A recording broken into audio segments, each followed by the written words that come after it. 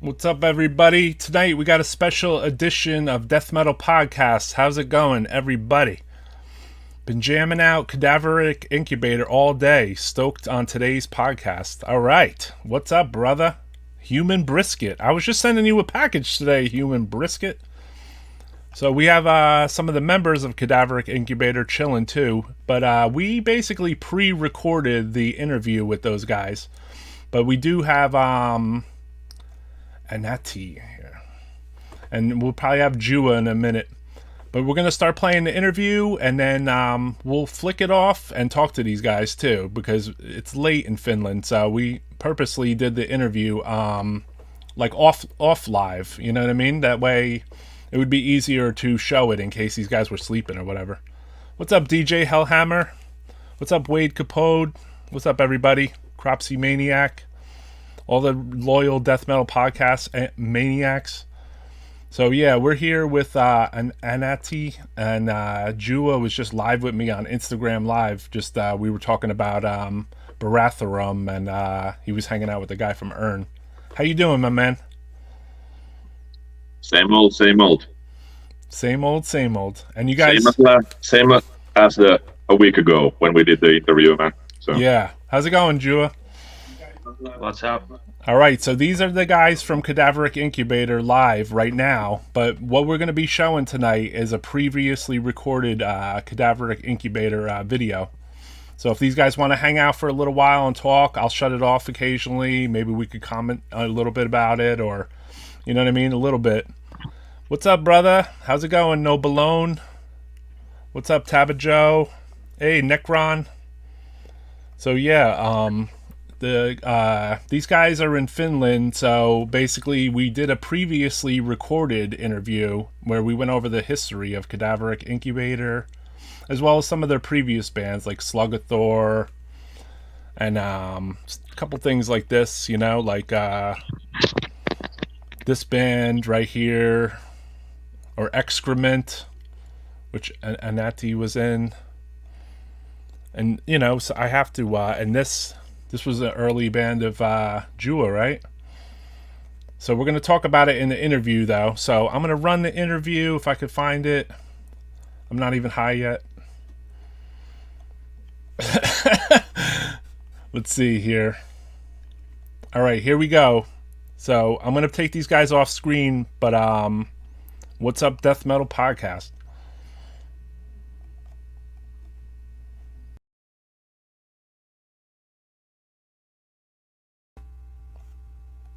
All right, this is Death Metal Podcast, and we got an interview with Cadaveric Incubator.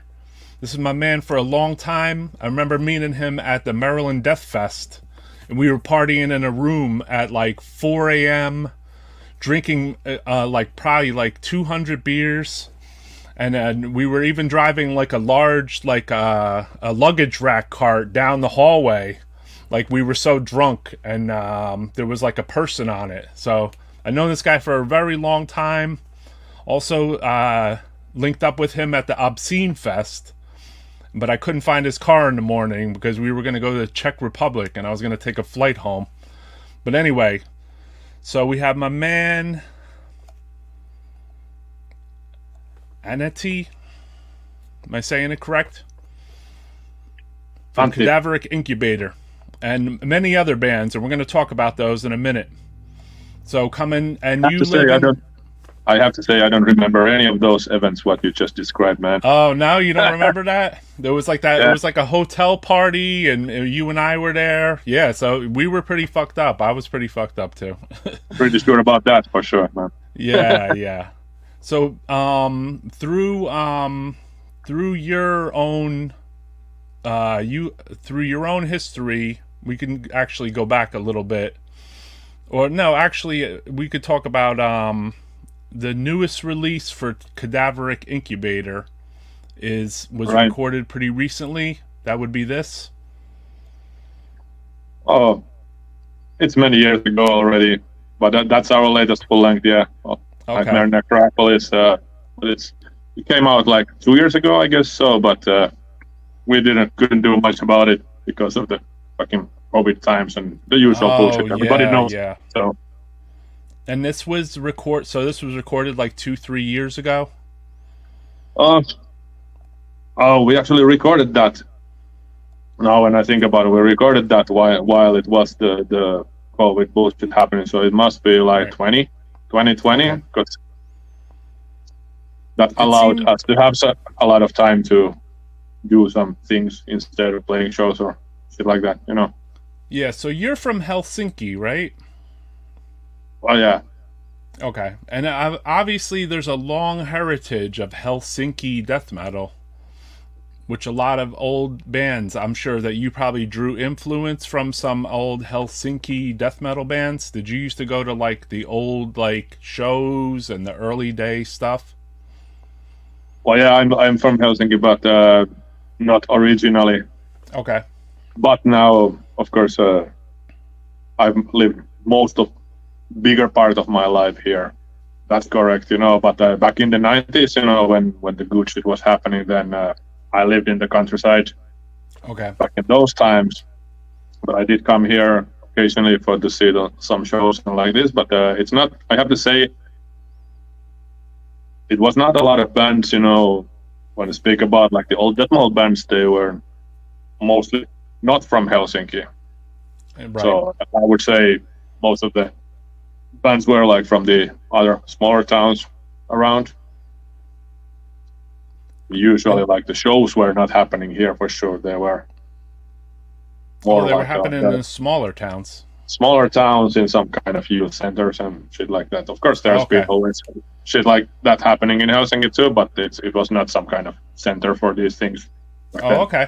Interesting. Okay, and then so that's definitely something for like our listeners that would want to know, because we nowadays, you know, you see Helsinki Death Fest, you think, okay, well that's, you know, kind of more of a capital type city. You know what I mean? Nowadays, the scene is more like it over here, I guess. So, but right, it wasn't always like that. What about in your early days, though? What would you say would be like some of your first like experiences with going to like either like a death metal show or picking up like death metal demos, or were you writing to any bands in your own country? Yeah, sure. Well, I was a couple of years late, you know, from exactly the first bands, you know. But when I started to go to shows in like 91, 92. I think, the first show which, you know, like completely blew my mind was like a Sepultura in 91. It was like the Arise tour, but of course that was a little bit late already, you know. So, but that's when I remembered seeing and getting some kind of flyers from Finnish death metal bands and shit like that. And I thought, seeing the underground. Holy shit, you got some shit like this in here too. Yeah, so you were seeing the underground bands who came to the show, and maybe they were passing out flyers or demos and stuff. Exactly, and fanzines and shit like this, you know. All right, so we're live. This is the interview, but these guys are backstage here too. The guys from Cadaveric Incubator. So there I am with my awesome Ratchavor shirt on, you know. So we got Jua here, and we got Anatti from Cadaveric Incubator. They're backstage, and we previously recorded this, what would be a 20-minute interview, and it ended up being like an hour, right? And then you were talking about connecting at the Sepultura show here, huh? What? Remember who played that show? Who played Sepultura? That was in like it was a big thing in Finland then. 91 at that kind of like a festival. What do you mean? Who played? Sepultura played. Yeah, and actually, headliner for the show was like Winger. Oh. But everybody left after Sepultura, so. Oh, okay. And that wasn't like Sepultura, like Beneath the Remains. It was like the album afterwards, right? Yeah, Arise, 91. Yeah. All right, we're gonna go back to the interview, but I wanted to ask you that. After I watched that, I was like, damn, I don't think I asked who else played, you know? Because I remember it was not any like underground show, but I mean, this is where I came across a lot of these things. Like I said, there, you know, got all flyers and fanzines, you know, exactly from because basically everybody went to that that show. So yeah. So it was good for underground bands to promote their shit there. All right, we're gonna go back to the interview, guys. So we'll pop these guys on occasionally. Like I might have a question that relates to something we're talking about on here. So check it out.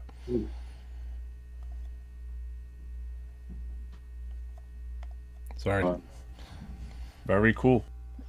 Yeah, there's always that little gateway time. It's either a show or it's a fanzine or something. You know, exactly.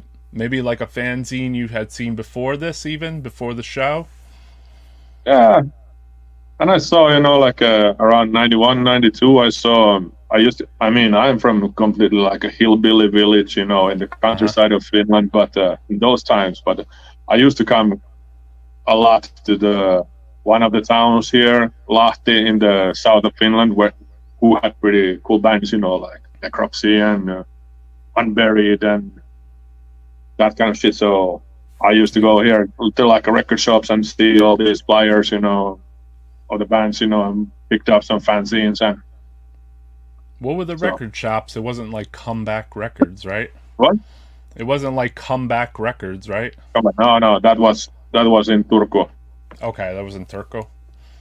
Yeah, in Lahti, it was more like a second-hand record shops and some like the more mainstream ones, but who were still at that kind of time, selling good shit, and they had all the local bands bring their posters and flyers there, and that's it. Yeah. That's how I found out about bands too. People would, the bands would throw flyers by the entrance of the doorwells, the entry and exit at the doorway, or they would post it on the wall.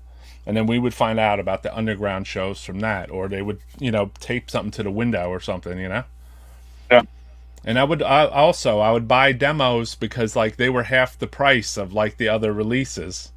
So I'd be like, oh, I want to get 2 tapes instead of 1, Yeah.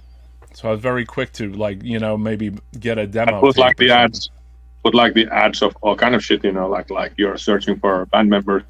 I remember I went to around 92 or something like that. I went to like a small record shop in Helsinki, and I saw on the entrance they had like a poster which was like a Entomb, Dismember, and Carnage, and these kind of logos there. And I was like, oh shit, this looks like a cool shop. But then I read it a bit more, and it said that searching for members for a band in the style of these ones, Oh, okay. Yeah. What band do you think that was? Who knows? But you had an early band I see that goes pretty far back to 92. Yeah. Apocalypse? Demo 92? What was the style of this? Was this a death metal, your first venture into death metal, or was it more like a thrash thing? Oh, it was we started playing thrash with that band, mostly like playing covers, but that was more like a death metal. Not much to tell about that demo for sure, but yeah, I mean, this is the first you gotta time start somewhere, man. Yeah, this is the first day I've even seen about it, because the first release I really know about you from, Luxy has sent me a demo, which was this particular demo. Myself and Luxy, we would trade tapes, and we would trade information about U.S. bands, and he would give me information about Finnish bands, and he would write these really extensive letters. So I remember Luxy sent me this tape right here, Excrement, Flesh and Blood. Can you talk to me about this a little bit? Well, that's like the same band and the one you showed previously, but okay. We just added, after the first demo, we added another guitar player, or who knows why, decided to change name for something like that. Well, that's a cooler name. I mean, Excrement, Flesh and Blood. You think so? Yeah, sure. You had a cooler cover, Oh, the cover is cool for sure, yes. Yeah, what is that cover exactly supposed to be? It's from like a Fangoria or Gore Zone or something like that. I don't remember, but it's one of those. Because I was really big time into the horror, that stuff, that time, and I was actually, because this demo was reissued last year for the vinyl. Right, and, I saw that. and we had really hard time to find anybody with the actual cover. And I just tried to find if I had this issue of this magazine where I ripped it off originally then, right. But I don't have it anymore. It's I go through that too with my record label. Sometimes there's like this one band. I think it was from Fangoria, just like some gore picture from there, and I just Xerox it and usual. And did the band recorded a demo around 93, 94, or put it out in 94? No, that's the demo from 93. That one, what you showed, and okay. The next year 94 we recorded the mini CD Scorched. Yeah. Cool. And then sucks. And then you with the other members of Excrement and the people that played on Scorched, even did you jam with those guys later or? No. It's well, it came pretty much to end with that recording, and we played a couple of local shows, I think, after that. But how to put it? It's like in a kind of village where I was living then. You just had to have guys who at least have some kind of instruments, right? Yeah. And it's not like it was quite clear. I love all those guys, they're my friends still, but it was pretty clear that it's not where their heart was at. Yeah, and you were kind of more the metalhead there, right? Is that what it was? So it was kind of like a useless to try to put it on, because they started making some music of what interests them more, and that's cool. Gotcha. So how much between, say, the Excrement demo and then, say, like where you started to move on to do Slugator? Sorry? Was there something in between Excrement and your something in between? Yeah. Slugator? Oh yeah, we had the next band after Deep Red. It was called Deep Red. It was more like okay, and like, I had this was your first release, right? Let me see here. Give me one sec. I had something here. Well, I saw you had a friggin' split 7-inch with Dying Fetus as well, which was like, whoa. Oh. All right, so hold on a sec. Let me put me on full screen here. Whoops. I guess I'll just leave it. I don't want to fuck with it too hard. So we were talking about Deep Red right there, and I didn't go too deep on that. Yeah. Did you get like the name Deep Red because of the movie Deep Red, or? What do you think? So are you? It's not too obvious, man. You mentioned Fangoria too. You been a big like a horror fan with all the Argentos, Fulcis? Yeah, Italian horror. Of course. How about you, Jua? You a big horror movie fan too? Yeah, I like some. Yeah, sure. I just watch like all kinds of movies, from drama to horror, anything in between, like art movies and shit. Yeah, same here. It's really cool that these guys came on. I'm sure it's like 1 or 2 a.m. in the morning there. Yeah, it is, man. But they still, that's why, yeah.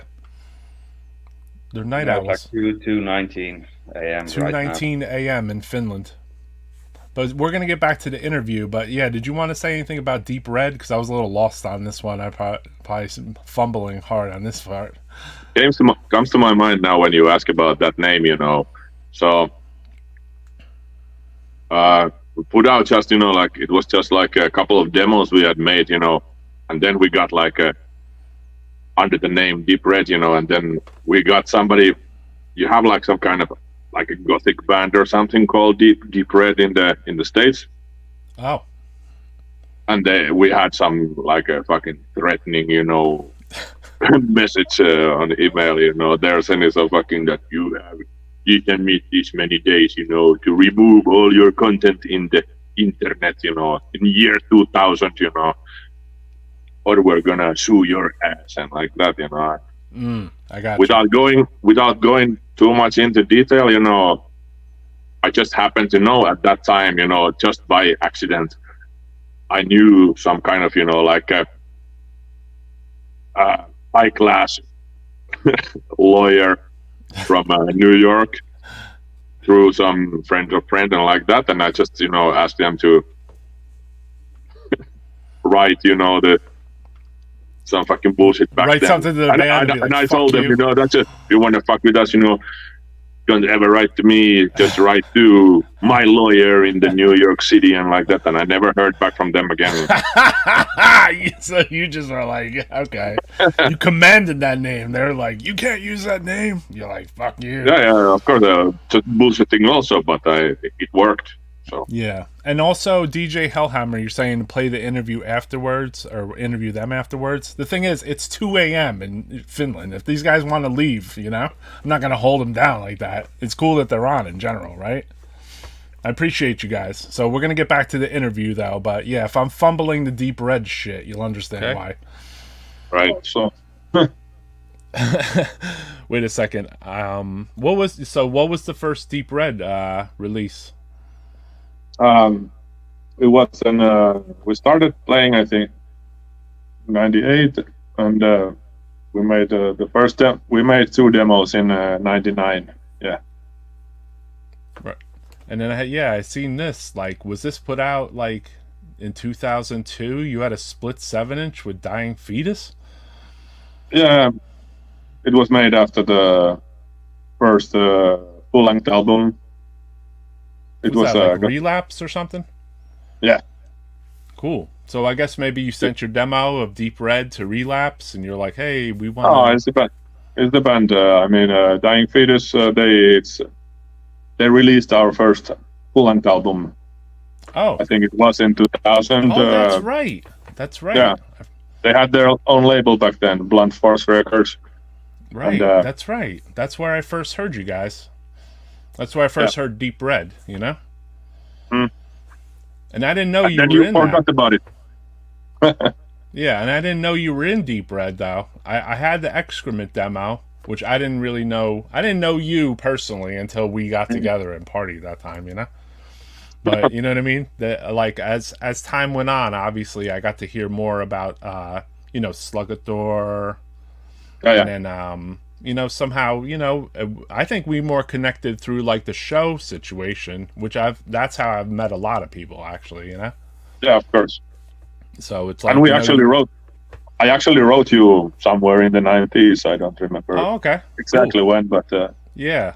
I mean, I felt like I wrote to a lot of bands in Finland too. So like I would write and trade some tapes or a small record label or, you know what I mean? So we would swap some stuff, you know what I mean? So there was always something going on, definitely, Yeah, I got the Ceremonium 7-inch.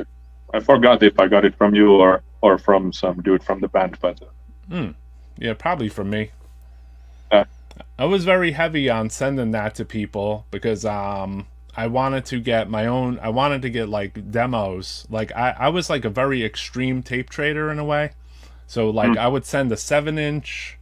I would send money, I would send a cassette, because I really wanted to get something back in the end, And I think in the long run, that kind of worked out cool, because a lot of times when bands wrote me back, they wouldn't just take me like their demo or just, whatever. They would send me like a demo, like a tape, and it would be like filled with like other demo bands, maybe from their area, or they would talk to me about them in the letters. Because, pre-internet, like, the only time you could find out about a death metal band would be, like, through a letter, right? Sure. Yes. Yeah, so it's like they would talk about the band, so they were really just names. Or you might see their picture in, like, a fanzine, like a Putrefaction zine, or, or Isten or something, Yeah, it really makes you think nowadays that how did you have time for all of this, or how did you have the money? But it was very cheap too. It was like, the sending a tape overseas was like $2-3. But even then I was like, how the hell did I find the money to do that? I have no clue. Exactly. And it's not just one letter, but a pile like this, Exactly. Every other day to the post office. They fucking hated me at the local post office. post office, back then. Hey, they still hate me. I'm there every day, 6 days a You're week. lucky if you actually have a post office nowadays, because we don't have. Yeah. Well, I do my mail at home, and then I go to the post office, and all they do is just kind of, All right, we have another guest joining us. This man has joined the chat. Wait a sec, I will try to figure out how to make the sound work here. All right, cool. And turn your phone the other way if you can. This way better? Yeah, that's better. Okay, cool. All right, awesome.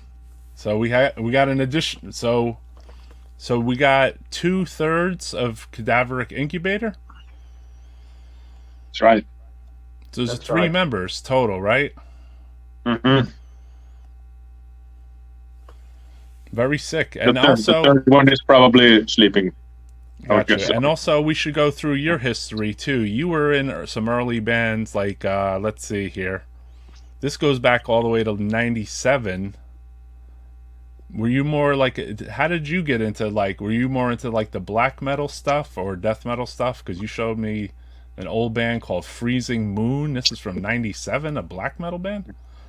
Yeah, it's pretty much grew up with black metal and early death metal stuff.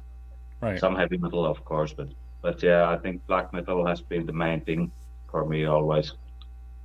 For you, I know this band from. I saw this, the Death Thrashers. How do you spell that? Say that last name, Capullo.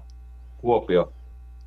Okay, and then this is the first release I remember hearing like your band on was a thrash metal blitzkrieg release with like Witch Trap or something. Yeah, that's pretty cool. So yeah, that was very early stuff. I remember.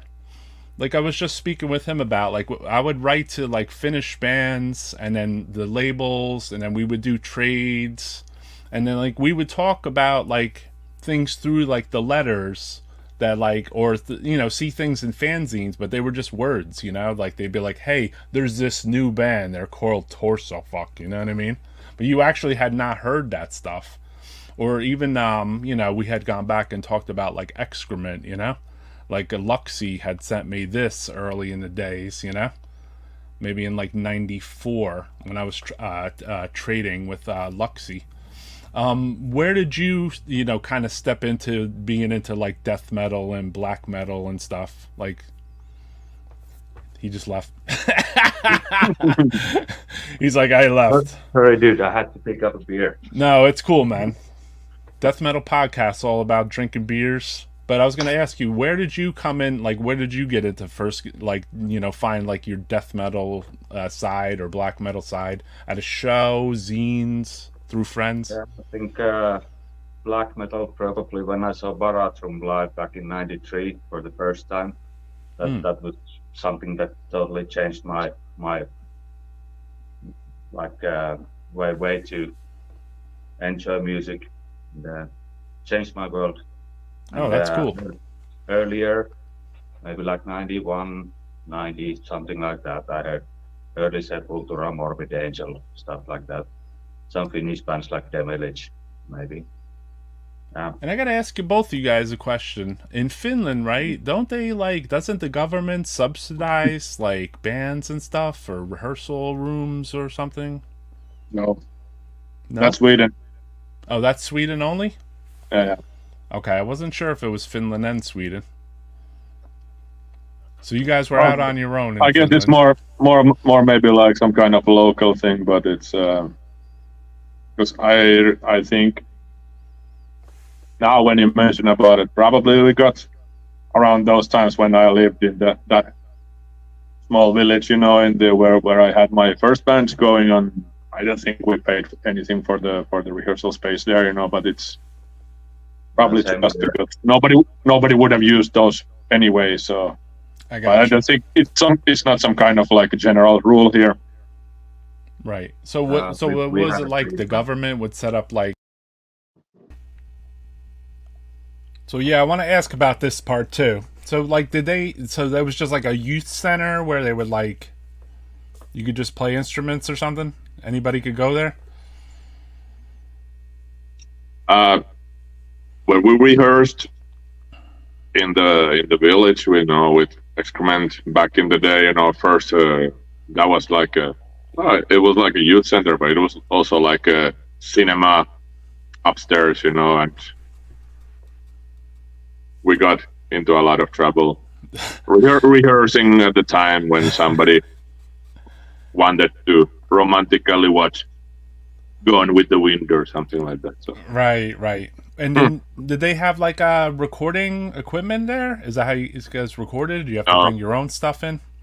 No, we went to when it was time to record anything. We went to our friend's barn.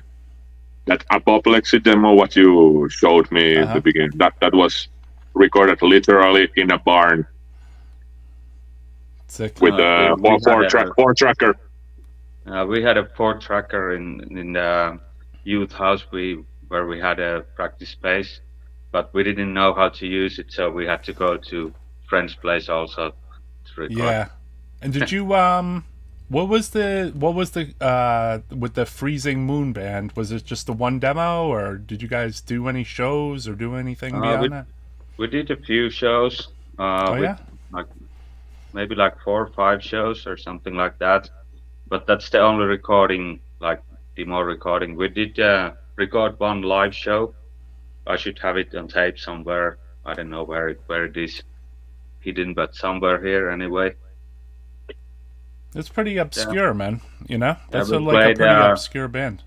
Our first show with name Freezing Moon, we played with I don't know if you know this band called Mortal Agony from Finland. They did a couple of demos in the early 90s. Heard of them. So we played with them one show at least, and I think one with Barathrum, something like this. But cool. Only like a handful of shows. What city were you living in or near then? So I was still living with my parents in Siilinjärvi, which is like 10 kilometers from Kuopio. Okay. So. Yeah, and you always see Kuopio on the flyers. I think I even mentioned that in the interview here. So yeah, Brogu. What's up, Brogu? Brogu in the house. So we're gonna go back to the interview. Salute to Brogu. Where's what's his face? Like a youth house or something, and they would just like let people use instruments, or how was that exactly? Man, like we used to have a drum kit there available for anyone who wanted to play PA for doing vocals and stuff. But we had to have our own guitars and stuff. So. Okay, interesting. That's interesting, because America, we never had anything like that, Pretty cool though. We had youth centers, you know what I mean? But and there was bands occasionally that would play there and stuff, but everyone usually like brought their own stuff and everything. But yeah, pretty cool. So yeah, so the earlier for you, an earlier memory would be to go into like an earlier black metal show. Do you feel like you started to switch over to kind of get more into like death metal as time went on, or a little of both? I think I did both pretty much. I think I had like a period of maybe like 1 year or something like that when I only listened to black metal, nothing else. Right. Sold all Iron Maiden and stuff like that away, and then bought it back like 2 years later again. Oh yeah. I went through that period too, where I sold like all my old Metallica tapes and all my Slayer and everything, and I was like, "Fuck this music," like death metal. You know what I mean? Like I wanted to buy more death metal. You know what I mean? Or I wanted postage money to get demos or something. What, you didn't have a glue stick? No, they would write on there. It would say return my stamps, and I didn't know what the fuck it meant. Actually, I was like, I don't understand what you mean.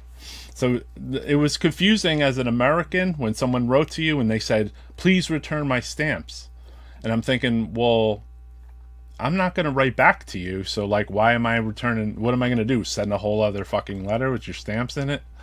But if I was going to write back to them, then I would send back the stamps. And I remember one time I saw that send back my stamps thing a few times, and I was like, I didn't know what it meant. And there was one particular guy that I took like a shitload of fucking letters I had all from Finland and stuff, and I cut all the stamps off of it, and I sent him like everything. And I was like, here you go. Ooh. Yeah, so recycle, you know? If that was the way, I kindly figured it out. I was like, oh, I understand. They put glue over the top of the stamp, and then they just rub it off and re-glue it on, or whatever the fuck they were doing, you know? We couldn't really do that in America, you know? I think they would arrest you or whatever. Yeah, I mean, it's what do they not arrest you for in the States? Yeah, what do they not arrest you for? Exactly. What about with both of you guys? I mean, where would you say that, like, instrumentation wise, where do you think you feel you picked up, like your first instruments or whatever? We'll start. I picked up guitar because nobody else did. That's why, and I hated it. I still hate it.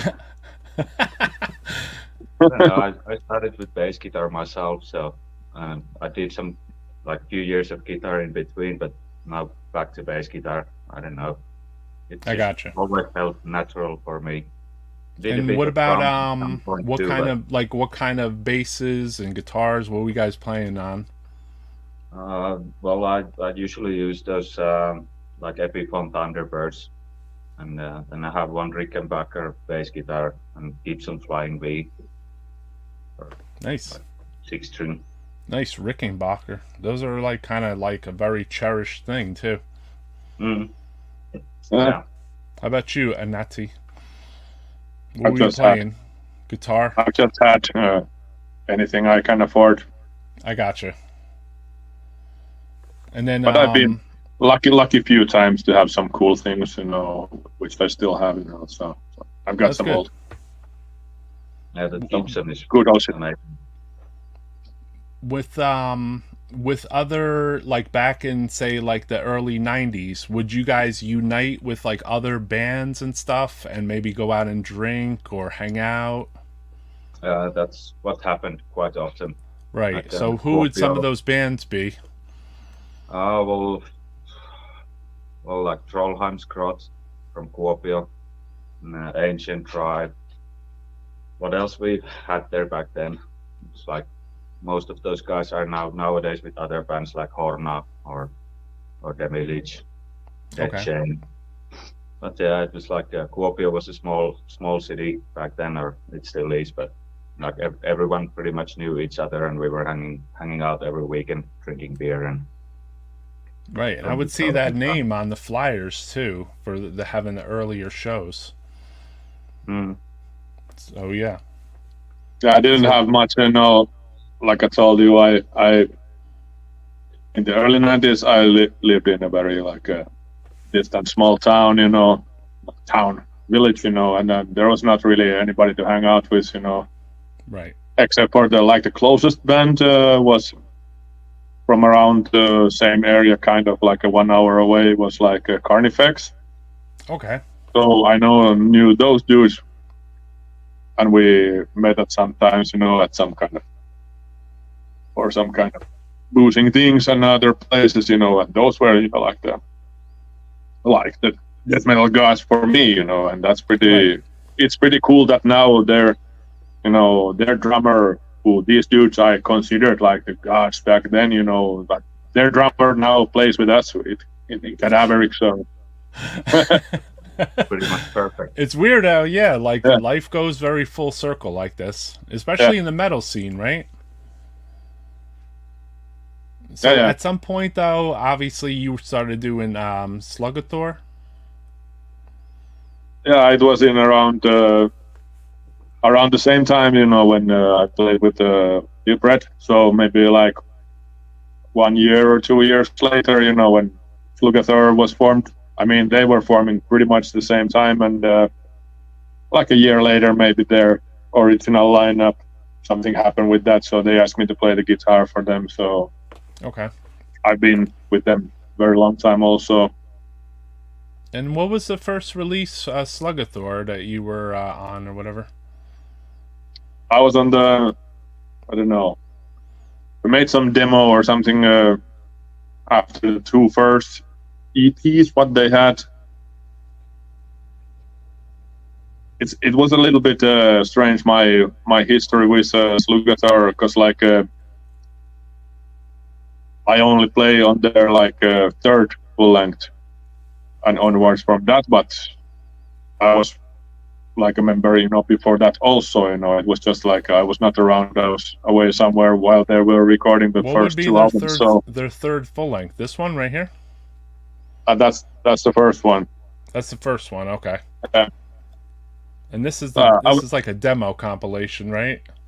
No, that's like the latest. That's the latest. The last full length, which came out, I think, last year. Yeah. But which was recorded like 10 years ago. I thought, like the recording was from a long time ago. I thought so too. That was actually an album that we recorded back then when we split up. But we still recorded one more album, and we thought that it fucking sucks. So we didn't want to put it out, because you want to quit while you're on the top, sort of. But a lot later, we listened to some of those and thought that, it's not that bad. So it was like added the vocals. The record you came in on? This one right here, Circle of Death? The next one. The one after that? Okay. Yeah, Echoes from Beneath. Oh, okay. Gotcha. So you were in the band, but you just didn't play on some of the recordings, is what you're getting at? Yeah. All those albums, what you showed me, during those times I've been, in the band, but I just didn't play on the record because it was more like a live session member or something like that. And okay. Sometimes on guitar and sometimes on bass, and in the end in the vocals also. So I've done everything in Slugator except for drums, at some point. Right. Was the band active? Was the band like playing a lot of shows or? Yeah, too much. Oh shit. Okay. Not enough, if you ask me. Anything really notable back then that you felt like, damn, this show was the best fucking show we ever did? I don't know. Maybe one in Kipsari with Archcotton, but I don't know. Oh, well, yeah. Maybe. There was some very cool, like single moments for sure. Yeah, but, it's also, I can't remember much of those times anyway. It was something that came with the attitude of this band a lot, that we were also. All right. You remember anything else after watching this? So you played a show with Archgoat back in the day? Yeah. Not so back in the day. A few times. That one, what you had told there, that was the show with Archgoat and Vatine. And we played quite many shows with Vatine when they were kind of like a newer band still at those times, but they still had, it was always outrageous, the show. And that one, what you had told about, it was like the whole place was just flooded with blood, and they banned all shows from that venue forever after that, so it was an interesting night. Interesting. All right, let's go back to the interview. That was sick. I like to hear these things. This is what Death Metal Podcast's all about, basically. We want to know, like, there was a show, and like there was all this blood, and then we got banned. All right, let's go back to the interview, though. Sure, quite much drinking and shit like that. So yeah, just drinking, having fun. If you got on stage, they just pushed you up there, right? Like, here, play the bass tonight. Play the guitar tonight. Yeah, why not? And like I said, like me and you, we met through like going to shows, really. Not so much. You wrote me a letter, like you said, maybe, but like when I first met you in the flesh, I was like, oh shit, Slug. Oh, okay, yeah, I know that, Yeah. But then it's like you put the name to the face, you know what I mean? Mm-hmm. Pretty sick. When was the first time, I think, a Maryland Death Fest or what? Yeah, it was a Maryland Death Fest. It was like after one, like I don't know if it was the last day or it was like during the Maryland Death Fest, and it was like a hotel party or something. And I know Rich from Grand Belial's Key was there. And then Richard. So we were partying in his room. I know that girl. Bridget. Okay, now Bridget was now there. the Yeah. pieces come together now. Now when you say that. Marcy, Bridget was there, and they're friends of mine. So like we were all partying together in that room, and then we were wilding out. We were like driving the fucking carts down the fucking hallway, drunk, and like maybe you weren't there for all of that, but Maryland Death Fest was always a good time, So I mean, I would go, and we, that at that time, I remember that hotel too was like a really nice one. So like as time went on, I started to stay at shittier and fucking really cracked out places because I was like, I can't, afford to pay all this money to stay so close, So I started like to stay like farther and farther away from the fest, just a little, in the bad like neighborhoods. At your home. Yeah, kind of like, bring me back more to home, So yeah, I mean, that was, and then after that, we met again at Obscene Extreme, I had flown over there with my friend Gutter, and then I saw you there, and we made plans to go to Czech Republic together, but then in the morning I couldn't find, or no, not Czech Republic. It is in the Czech Republic. Yeah, we were in Czech Republic. We made plans to go to what's that large city over there? Prague, yeah, and I couldn't find you in the morning, and then my bus of 40 Germans was leaving, so I was like, I don't fucking know, man. I got to get on this bus, All right. I was like, he could have left. I don't want to get stuck here in another country.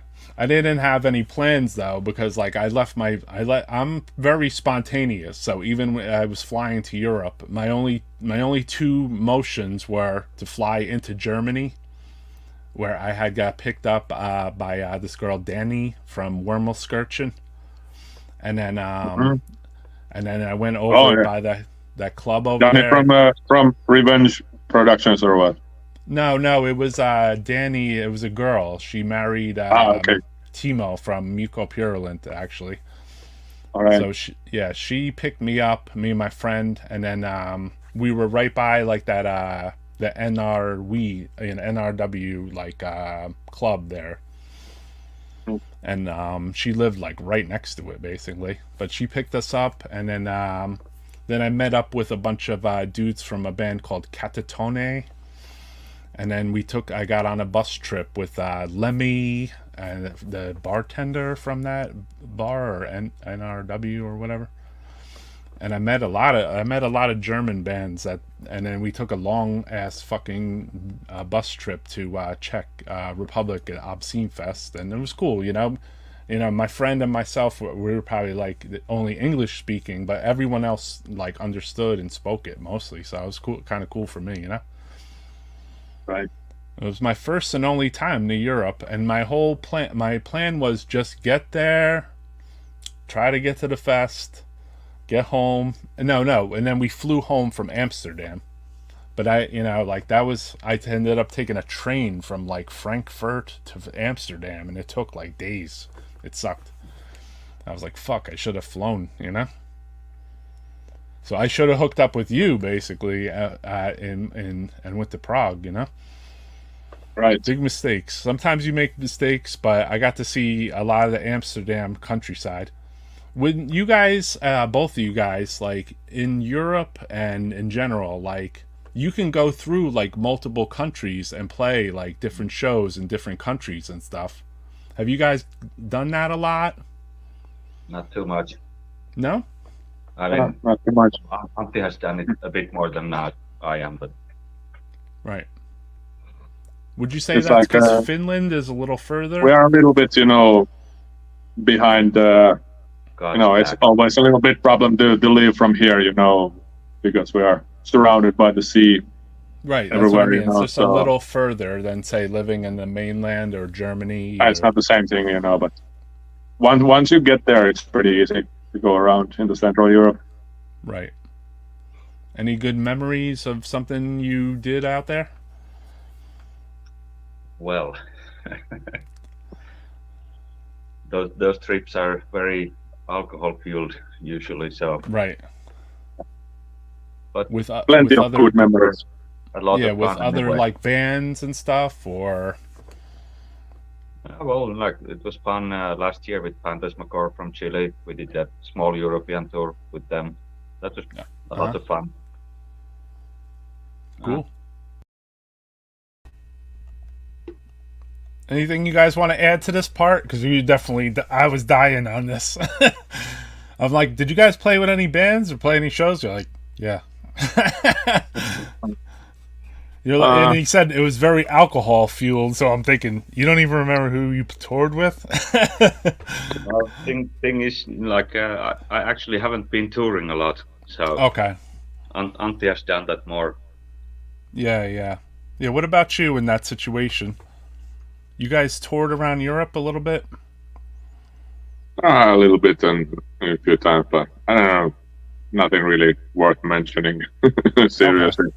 Gotcha. I don't know. Most of our times in with my bands, it's been more like I've played a lot in Europe, but they are more like on-off shows here and there, and Okay. I like that. And we made some small tours. I don't know. The last few times we played with Slugathor, just right before we finished that band, we played like a small tour with Dead Congregation in Germany and like that, and that was pretty awesome. So yeah, okay. So you were more into playing one-off shows. I get that. That's different, because not every band tours either. So like, I mean, I don't know. I live in America, so like we know the American tour route thing.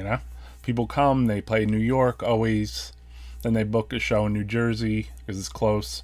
Connecticut, maybe there's no scene there, but Rhode Island, you know what I mean? They just go in a little circle and then they go home. Or they nowadays they'll come do that, then they fly to Texas and play a show, then they fly to LA and play a show, they fly to Portland and play a show, and then they leave. That's pretty much like in Chicago maybe. So that's pretty much like what a lot of one-off shows in a way. They consider that almost like a tour here, I mean, that's the best places to play in the U.S. But what about when you were out for yourself or any of your bands? Did you ever feel like this place to play was like a really fun time? He's like, no. Go ahead. What?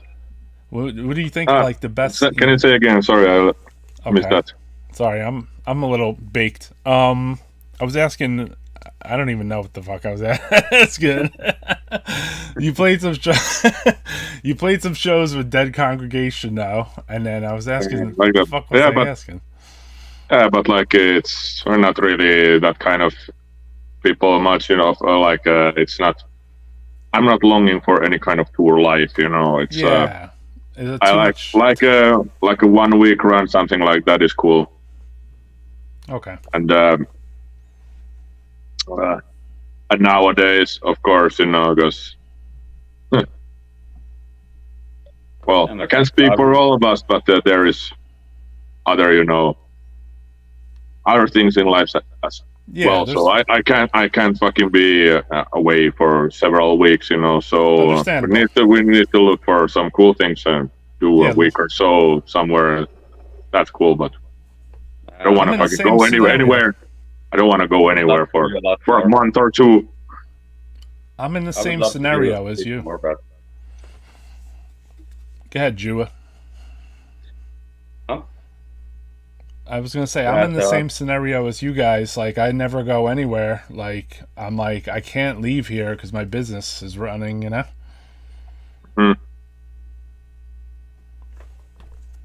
don't know. You probably would want to go on a long tour. I would love to do a lot more, but these bands I play with, we didn't have a chance to do that so often. So you did, yeah. You're on here talking about something, or you took a long tour of shows. Hold on, let's go back to the interview. Riveting.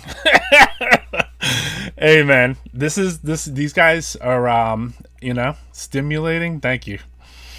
Greb's beer number 2. I'm baked too. Yeah, I don't even remember the questions I was asking. I should just play the interview, right?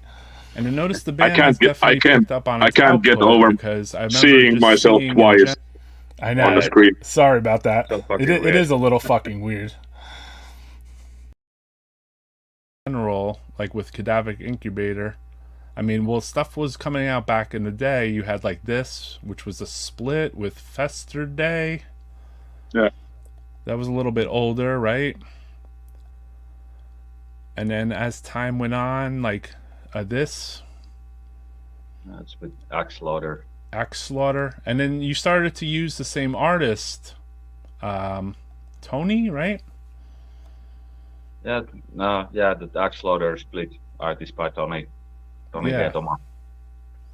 So I mean, he started to lay the foundation of some of your your graphical art. I noticed for Cadaveric Incubator, which we have seems used very him. Signature now.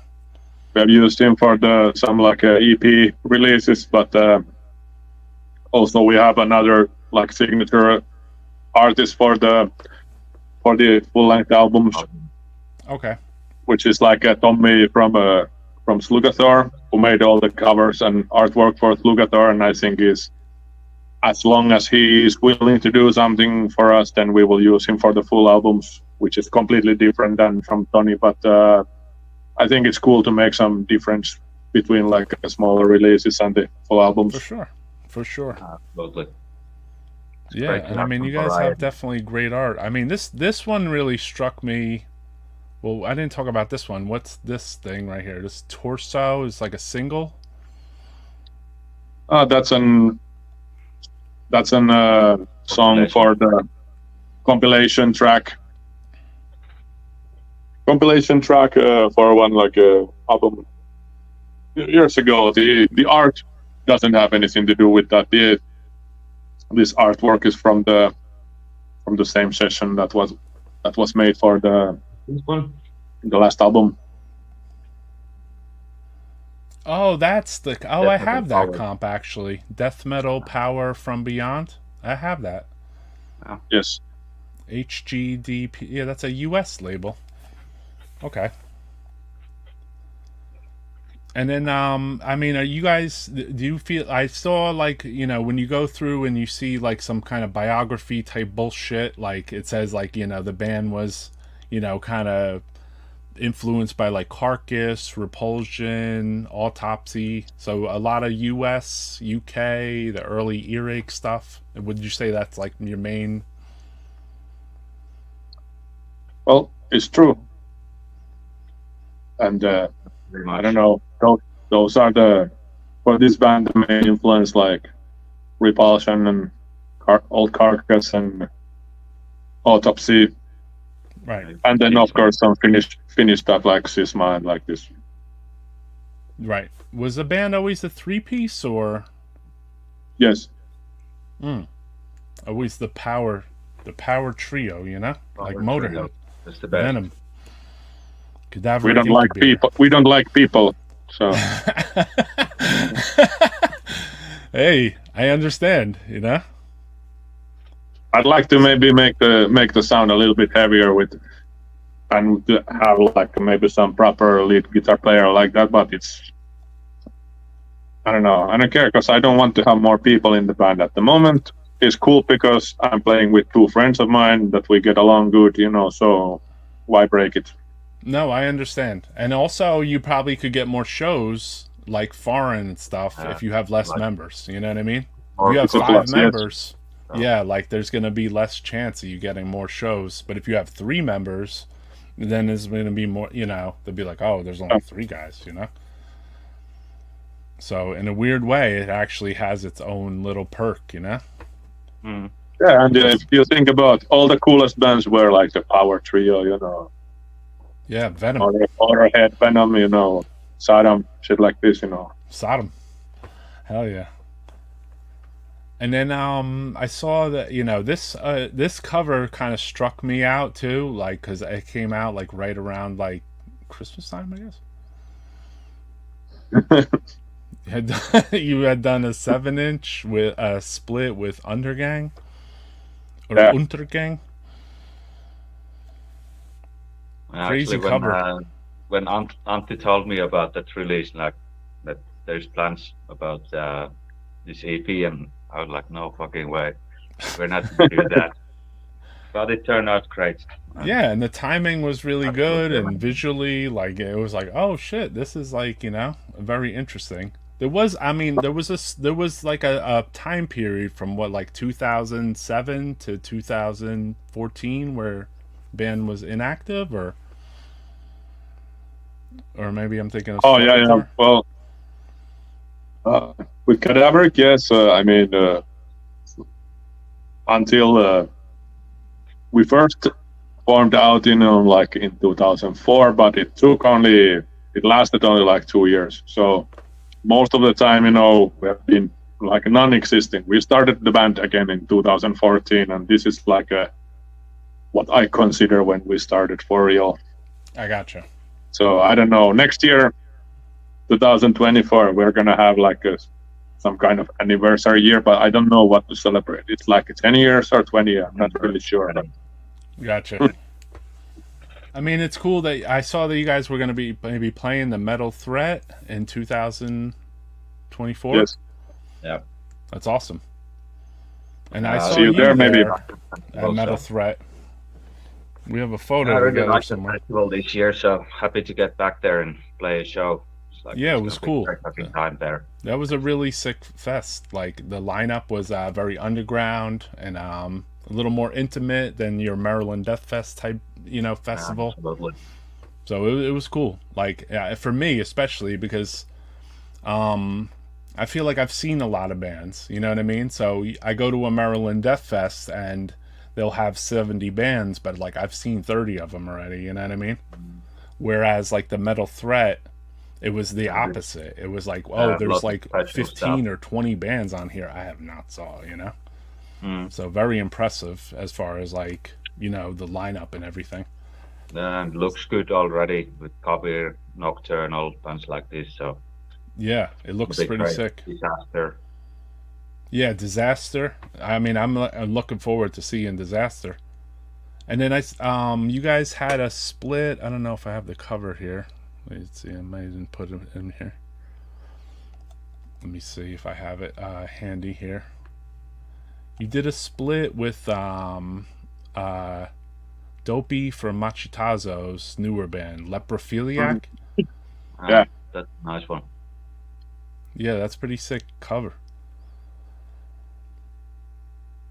Any thoughts? Yeah, I believe that artwork sold a lot of copies of that, just because that's pretty fucking cool, Yeah, I mean, this is a pretty fucking cool looking record, Yeah, it looks amazing on picture disc.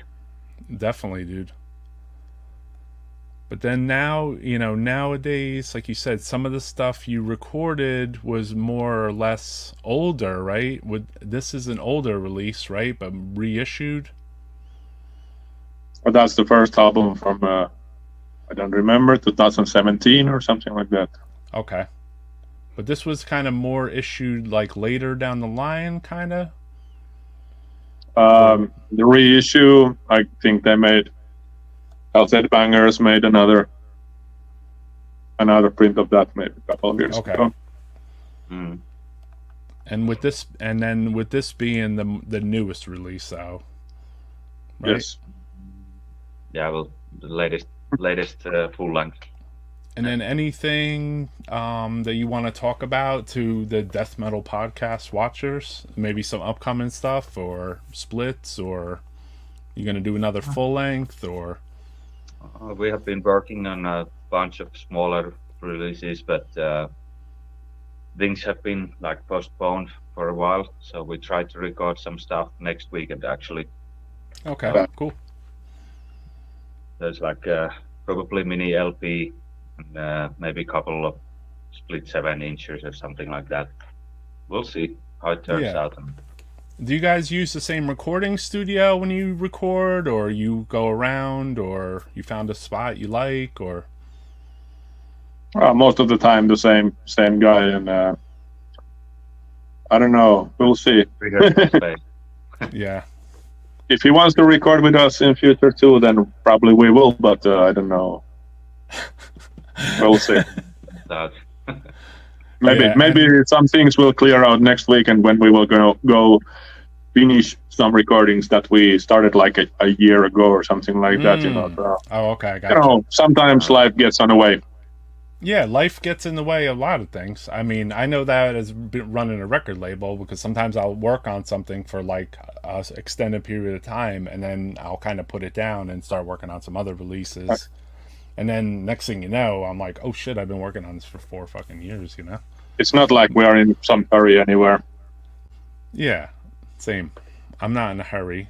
I'm here for duration, death metal. So I don't know. Like, I don't really have a time frame, you know what I mean? And then as far as like you know, like your other member that's in your band, I'm sorry, I don't know his name, is he playing some other bands? I think right now I guess not. he does any other bands. Just you guys. Yeah. Cool. Yeah, awesome, man. So yeah, I had this old photo too, which was very sick looking. Where was this taken? It's in Lithuania. In Lithuania? There's a place called Hill of Crosses. Like millions of crosses there all around. It's like a beautiful place. Yeah, it's crazy. It's crazy death metal. And then the amount of hangover in that photo was incredible. Let's see it in the faces. Yeah, we played a show in Latvia, in Riga, in Latvia, the day before that, and then we passed by this place on the way to the next show. Next show in the capital of Lithuania, in Vilnius, and we saw this fucking place with all these fucking crosses and stuff. Gotta take some pictures there. No matter how much it hurts. What about this picture here? Bring it on. Ooh. What about this picture here, just out of curiosity, Anatti? So I see Tomos, right? Yeah. The old drummer from Archgoat, and then I remember he played the guitar with the Demigod that one year too. What can you talk to me about this a little bit? What the fuck is happening here? That's at Maryland Death Fest. When we played in with Torso Fuck. Oh, okay. I think that was the Torso Fuck show. Yeah, because I played the bass for Torso Fuck and Thomas played the guitar, and this is outside of the hotel, of the band hotel, and I don't know, they had some kind of like a meeting of some kind of Christian, some extremists downstairs in the lobby, I don't know, the American style when they get fucked and up this in guy there. was It's doing like, a wheelie in hallelujah. his wheelchair. He wanted to pass by and do a small wheelie in his wheelchair while you guys were taking a photo, or I don't know. He came over and wanted to show off what he can do with this thing, with the help of the Lord. Pretty sick. If the help of the Lord would have got him out of there, right? You would think so. Bring him to the fest, I was going to ask if he had played on stage with you, with Torso Fuck, maybe, no? That would be awesome. It would have been welcome. I'm sure. I think so. And you were just... What was that about? You were kind of just like a session member of Torso Fuck? Yeah, that time when Mikko wanted to start the band again, I think it was 2006, 2007 or something like that, and to play live shows because he got a lot of offers to play live. So he asked me basically to put up like a lineup, live lineup for the band, and I thought about some few guys who I thought are interested and capable, and that's how we did it for a few years. Was that Maryland Death Fest mixed in with? I saw that Torso Fuck had done like a Mexican tour or something, or 2 different times, or same time. Yeah, it's the same trip. Yeah, same trip. Cool. Anything cool you saw in Mexico? A donkey show. Donkey show. A donkey show. I mean, any cool bands or anything or shows? Are the shows big in Mexico? I hear they are. Yeah, we played with almost the whole tour. We played with don't make me say the name, but with the most fucked up logo ever. The Paracoccidioides something like this. Very, very sick dudes. Cool. Full band, And, I don't know. Yeah. It was what like about the temperature? it was a lot of sickness there for sure. They showed us like when we played Mexico City, the show there, and the next day they showed us pictures from some like a news site there that of some corpse, that this dude was slaughtered, outside the club, while we were playing, So. Wow. Yeah. That's They have pretty those fucked up. Alarma magazines. Yeah, and, like Alarma style. Do you think it happened because of your show? I hope so. They're like, oh, torso fuck? Okay, hold on. We have an idea. Adolfo Constanza. I don't know what was the story about that, man, but it was pretty brutal when you think about it. Any other U.S. Touring or anything? Well, we'll see. Try to work something out that hopefully soon. Yeah. Are you guys like big into going to like say the Euro festivals, like Killtown, etc.? Ask this guy, Jukka.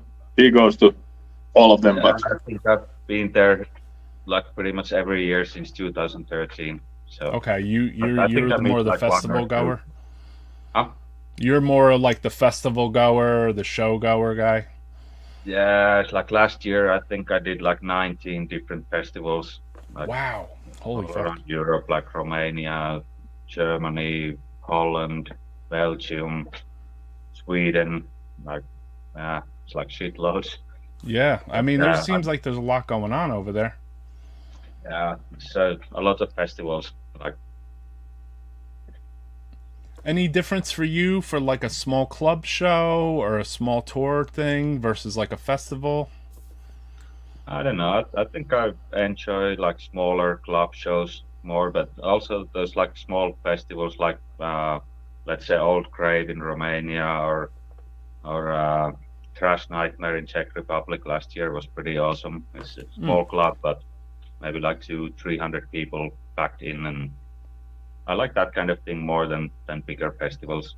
Yeah, it's a little more intimate and smaller. I'm more into the smaller shows myself. I always feel like the sound is better too. Mm. You have like a lower roof, you know what I mean? It's like the sound is more like focused at you compared to like a festival where sometimes it's like open and they'll have good sound guys maybe, but like it seems like always like the smaller club shows, even though they're a little more primitive, even with the sound, the sound is like more like in your face, So yeah, I'm more of a fan of the live setting than I am recordings even. So like a lot of times I'd rather hear a band live first than even hear their recordings, because then I feel like I can really judge them as a band to know like, oh, this is real, You guys kind of like that too, or you hear the first recordings of bands mostly, or you hear the live first? If you went to many festivals, obviously you're hearing a lot of stuff live first. Yeah, that's true. But I don't know. I don't really like think about it. It's like if I feel like checking out something, like buying a record or something before seeing them playing live, I'm just gonna do that. Yeah. Or check it out on YouTube or something, whatever. Right. But no, I mean sometimes bands work better live, other times better on albums. So this is true. What about as far as like Finland and the scene and like Svart records and like do you feel like there's been like kind of like a resurgence of like Finnish death metal in a weird way the last like 5 years or so?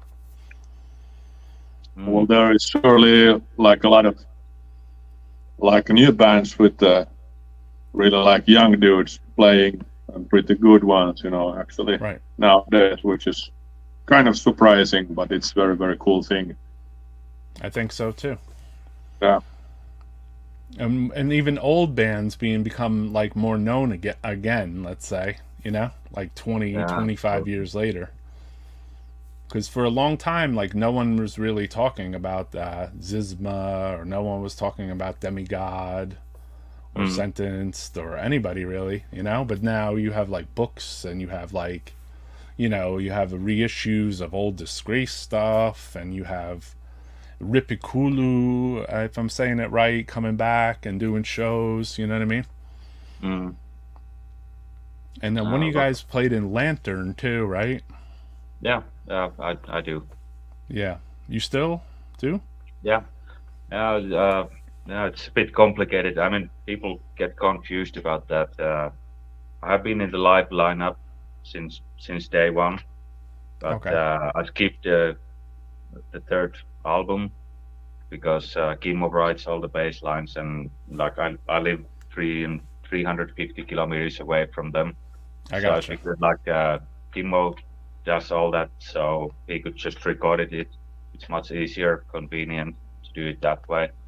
And I will learn those songs which I need to play live, which is fine for me. Like I don't have to have my name on the album. So, but That's humble. yeah, we have been talking about recording new stuff actually, like a few days ago. So I think Kimmo has like 4 or 5 new songs ready. Just need to rehearse and record. And I noticed the promise band will- has been very active over the last X amount of years, doing a lot of releases of Lantern. Yeah, it's like 3 full lengths, 1 7-inch, a couple of demos, and it's been going on for like 15 years now or something Wow. like that. So it's getting old in a way. Yeah. And some is all the stuff released on that U.S. label, Dark Descent, mostly? Yeah, mostly Dark Descent, but then I released a vinyl version of Subterran and Effulgence, which is basically like second demo or promo tape or whatever you call it. But I put it out on vinyl myself. Oh, okay. It was 2013 or something like that. Cool. And You trying to take your step into doing a record label, possibly?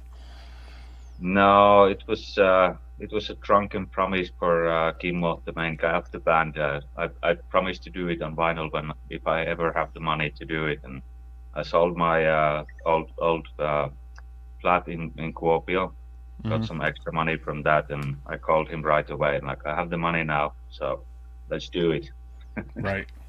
Yeah, it's its own animal, obviously, running a record label and the mail, and you know what I mean. Or unless you guys just sold the stuff live at shows or whatever, but Yeah, we do it like at live shows usually. I used to have a distro actually 2 times over the years, but I don't know. I just fucking hate walking to the post office and ship all the stuff. It takes a lot of time, and oh yeah, that's the make or break for every record label, the post office.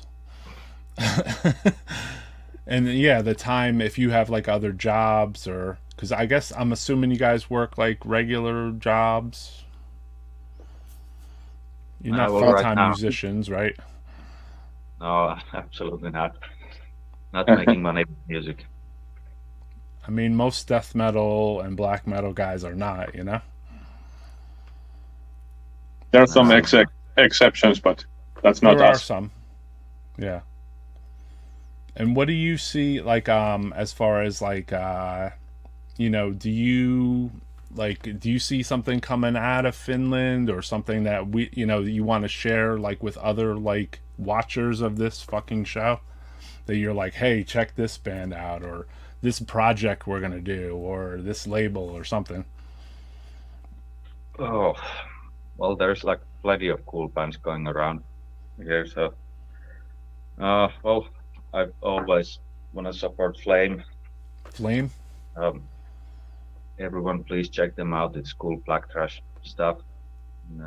With new bands, I think Depraved from Helsinki is pretty cool. And Malicious. There's a lot of stuff. Cool. More yeah, Biffic. Yeah, more Biffic. More Biffic, Sadistic Drive, and that kind of bands. Really cool ones.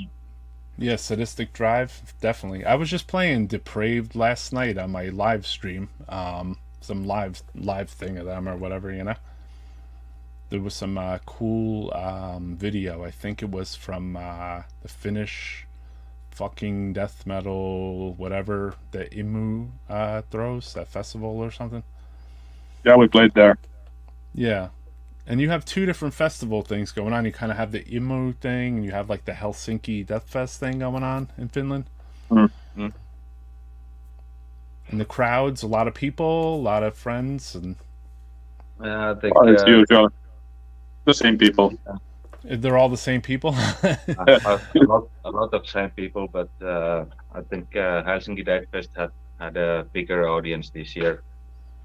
So it's like the location of the festival, it's much more easy to attend, and like better facilities, better bars and stuff. So cool.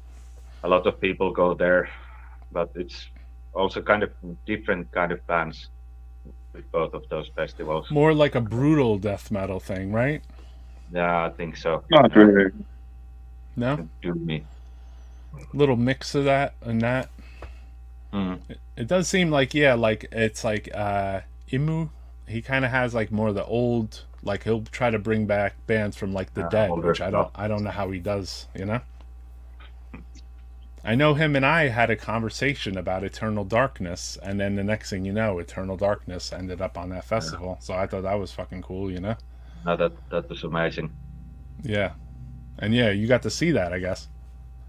Yeah, actually, I was driving Eternal Darkness from the harbor to their hotel and the venue, and then back to harbor. Cool. Yeah, shout out to Yane from Eternal Darkness, who just got out of jail for drunk driving for 30 days. Oh fuck, I hadn't heard about that. So yeah, shout out to him. Good guy. He said it was like a kindergarten now, so he said it wasn't too bad. What as far as like like Eternal Darkness, like, you know, you guys get into any like you know, like the old, like what's on your playlist lately?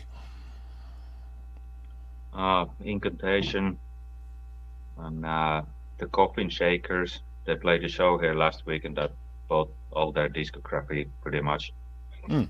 Cool. She passed away. Shit like that.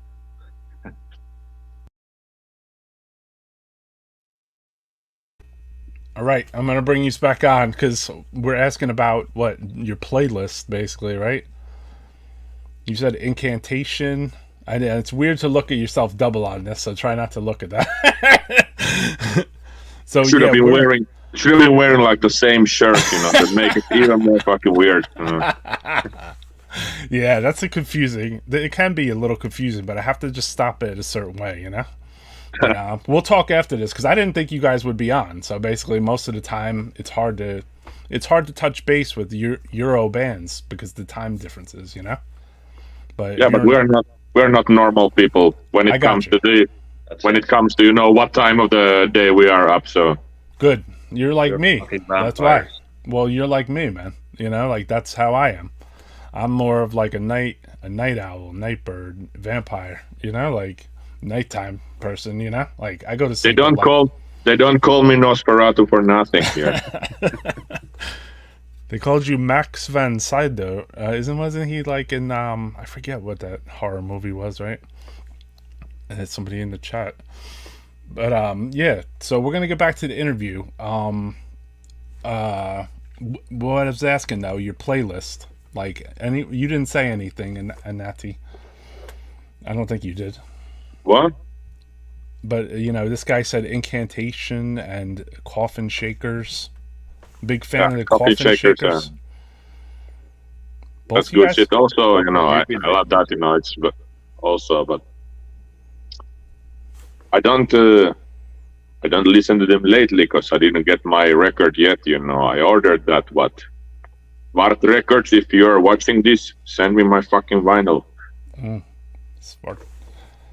I couldn't go to the show, because of work, but yeah, I answered your question that time, that last week also. That mostly lately I listened to King Crimson, and we're gonna play it. That's still valid this week as well.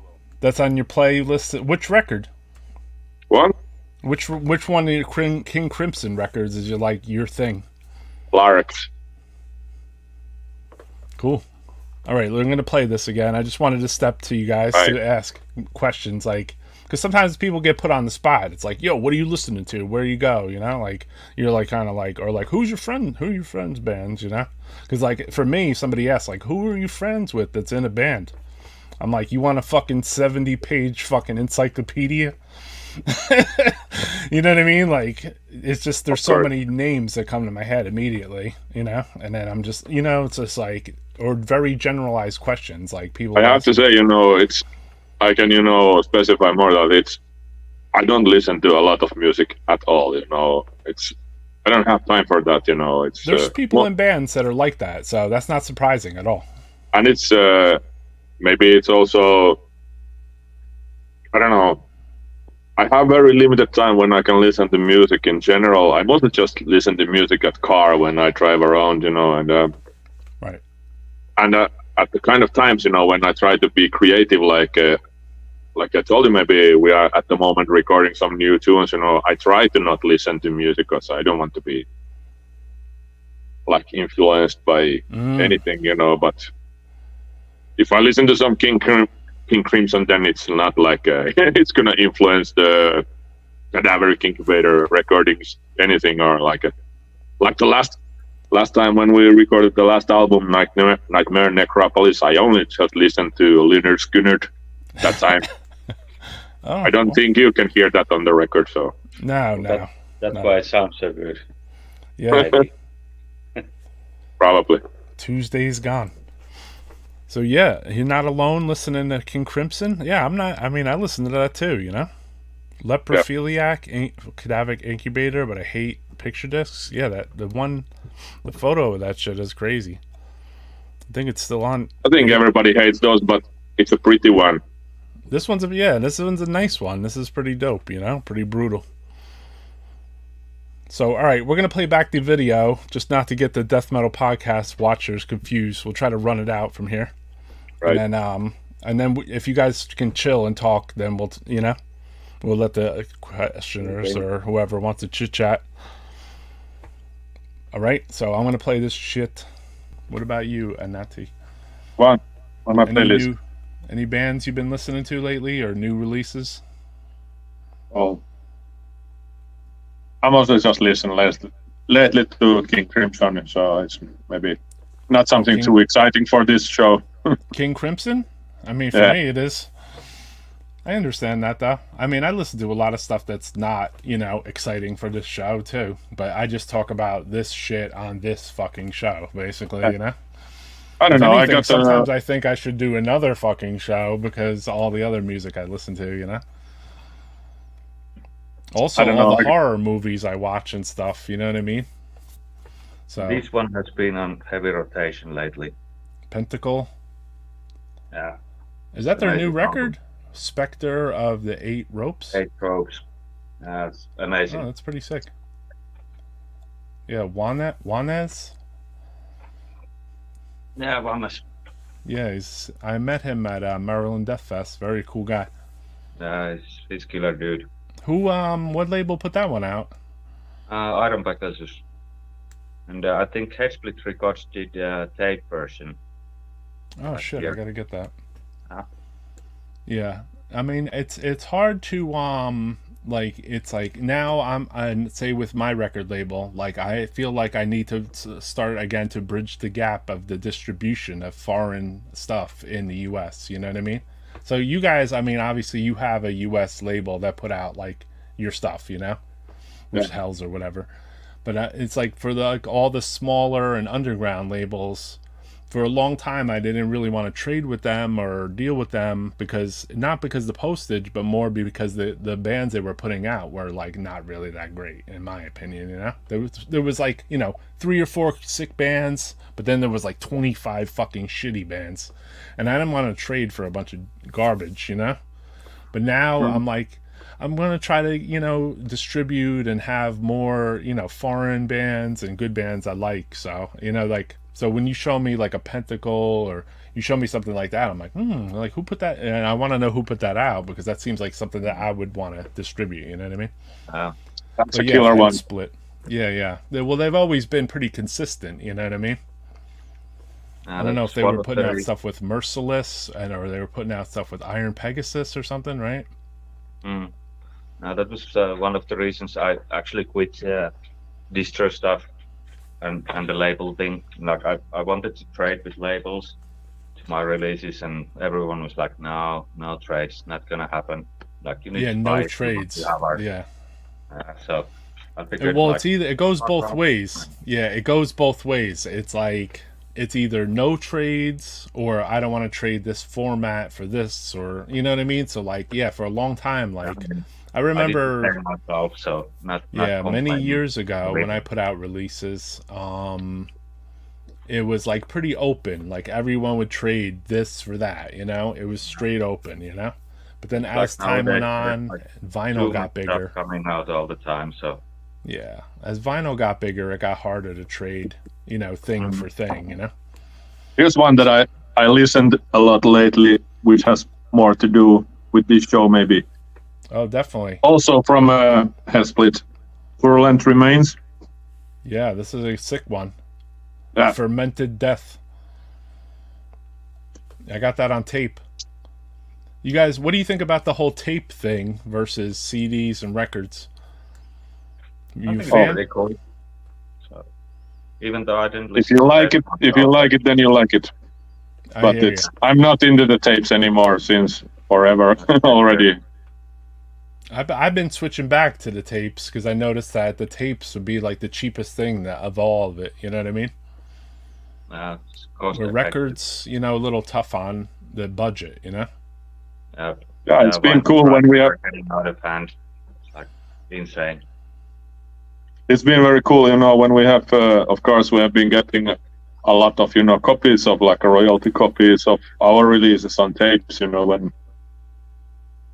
First we were like, what are we gonna do with these? But then we play them at the show.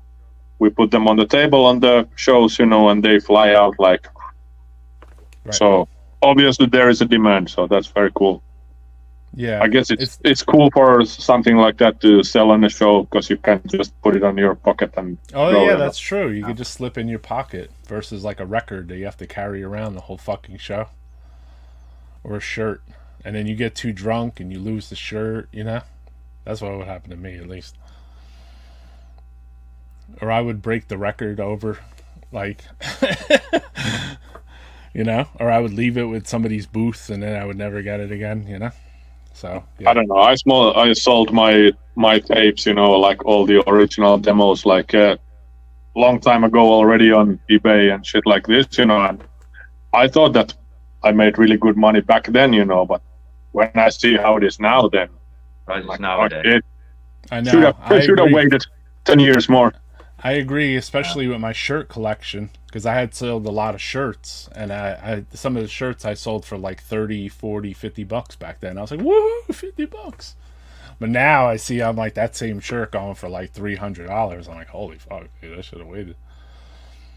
That's crazy. Same with demos. I used to sell my demos, and then I would send the letter that I got the demo with the tape too, just to prove like this is the original. You know what I mean? Which nobody really does that, Like everyone tries to sell demos, and this is real and this is not, and that's annoying too to me because it's like, are you fucking buying the music or are you buying the fucking matrix number here? Yeah, I think in a way I thought that. Sometimes I thought that I sold my demos away too early, but I would say that time, it was not so usual, to make the fake ones. It was much easier to sell them as originals. You didn't have to prove some shit. Back then. Yeah, that's true. Whereas years ago. Nowadays, it's who knows what you're getting. It's so much more easier to fake something. Yeah, a little bit. I mean, would you guys be offended if some Russian label was like putting out like CDs of your releases, or Chinese? No. I mean, we're not making much money of those anyway, so maybe I understand. Good promotion. Like, I don't know. It's cool if somebody listens to it. So yeah, of course, that's definitely a plus. Not to give any ideas to anybody there, but yeah, exactly. We're not trying to give anyone any ideas. So yeah, I mean, I'm gonna wrap this up, but basically, like, the purpose of me doing the interviews offline too is just to really touch base with you guys, because I want to touch base more with like people that live in Europe and Finland and Sweden and Italy or wherever, and just let some of the US death metal fans check you guys out if you haven't, or hear some of the stories about how you guys came together. Some talk about some of the old bands, and that way it drives people down memory lane, and then they're like, okay, you know what, I'm going to go on Discogs and I'm going to try to get this, or I'm going to listen to this on YouTube, or you know what I mean, and put the music in their playlist a little bit, you know what I mean? So yeah, I've been doing this YouTube thing for like, I don't know, a year and a half or so, and now like, at some points we were starting to play like more music of bands. But the thing is, like, YouTube is kind of cracking down on the whole music playing thing just a little bit. So it'll just kind of fuck up the whole, like, YouTube stream, let's call it. And then it's not that we're trying to make money off of it. It's just that it'll, like, just shut the stream off. So it's just like, I feel like, you know what? I have a lot of people I know. Or it's like you, we met at the festival at Metal Threat. So I'm like, I want to get up with people I met or know or have cool bands.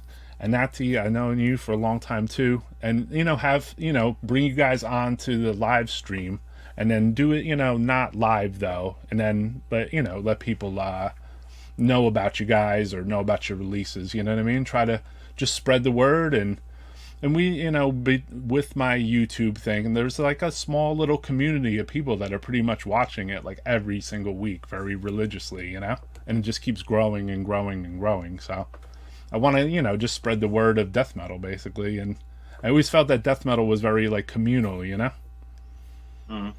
And I'm sure from just going to all those festivals that it is very fucking communal, right?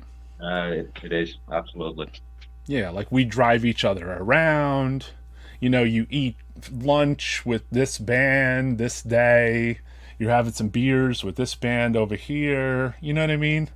This guy from this band is in the Uber with you. You know what I mean? So it's just like you're both at the hotel at late night partying or something, So it's just like it's like family members gathering that we never counted on, right? When we were younger, like we never thought like, oh shit, like fucking 20, 30 years from now, I'm going to be fucking talking to this motherfucker, It's sometimes very cool to, even after very long times, to put, like the face to the name, Yeah. When you meet somewhere, and it still happens even nowadays, It you does. meet somebody from 20, 30 years back. So that's awesome. Yeah. Even with just the different social medias putting the name to the face, There'll be people that their face from social media, and then you see them at the fucking show. And they're like, hey, I'm fucking blood-soaked fuckface. You're like, oh shit, what's up? And you're like, what's your real name? Hey, I'm a fuckface too. Yeah, me too. And I've had a lot of people come to me and say, hey, Necroharmonic, or I bought releases from you, or, and there are a lot of people that have come to me and say, oh, you know what, I bought the Ceremonium 7-inch off you. And I'm thinking, that's fucking 30 years old, man, But there's people now, some like at Maryland Death Fest, they'll come to me and they'll say, death metal podcast too, They're like, I see you on YouTube, I'm like, oh, I'm just trying to spread the message of music. I'm not on there trying to just grift for my own fucking record label, because I don't, you know what I mean? I think I can just stand on my own on that. So I feel like, it's more exciting for me to go on here and talk to, just talk to friends, you know what I mean? And it's actually very difficult with the time differences, though, with the European guys. So, so thank you guys for, like, linking it up with me, too, man. I appreciate it. No problem. No problem. Any message you want to send to the watchers? Send back my stamps. Stand back. See you around at festivals and shows. Yeah, for sure. And then this guy is joining the band in the next release. Definitely go out and pick up this old demo on eBay for $90. Don't forget about this old Freezing Moon black metal release. And then you guys have like you said, you have new releases that you're going to be working on. A few splits, maybe another full length. Yeah, it's been like a kind of too long time that we are already working on. I mean, not working on, but we have to finish. We have a lot of songs not finished. The recording, so I don't know yet how many small releases will come out of those, but plenty, I guess. So I got you. Let's see. That's and cool. next year we will work on the third full length. That's it. Are you guys just gonna keep yourself to just a Cadaveric Incubator at this stage, or is there any other bands going on? It is what it is now. I said, I do with Lantern also, so we Right. have a show to play actually like in 2 weeks in Kuopio. Some plans for next year, like European tour and something like that. We have been talking about a bit, but Cool. yeah, pretty much Cadaveric and Lantern for me. Cool, man. Awesome. All right, brothers. So this has been a sick interview. Everybody, definitely go out and check out their releases. Like I said, this is the newest one, right? Yeah. Nightmare Necropolis. So Hell's buy that Headbangers. shit. Yep, and buy that shit. And then if you see the band selling merch, you guys into Bandcamp and all that stuff? You sell anything on there or sell downloads or some shit? Downloads only. Yeah. It's like we're out of any merchandise right That now. become like the new tape trader land in a weird way, you know? Yeah. And the Finnish postal service prices, you don't want to order anything from us, so Yeah, it's look pretty it rough. out somewhere else. Definitely. All right, guys. But we got the Bandcamp for the digital thing for sure. Yeah.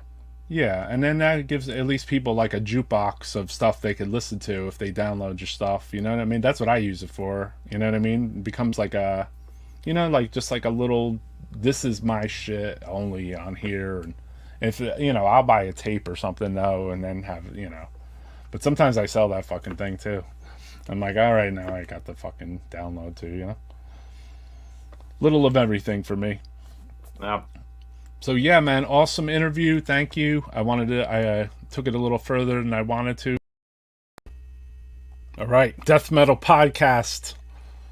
So we got the real members on too, and that was the interview though, which was supposed to be 30 minutes at the time. But it's cool that you guys are fucking awake basically, because usually when I hit up people from EU or Finland or anywhere, they're like, "Oh, sorry, I gotta work, I gotta sleep, I'm like, nah, you gotta come on. I would be in the bar if I wasn't here talking. Bunch of pussies. Yeah, maybe. That's what I'm thinking, dude. Because I don't know. If people, I understand someone had different hours.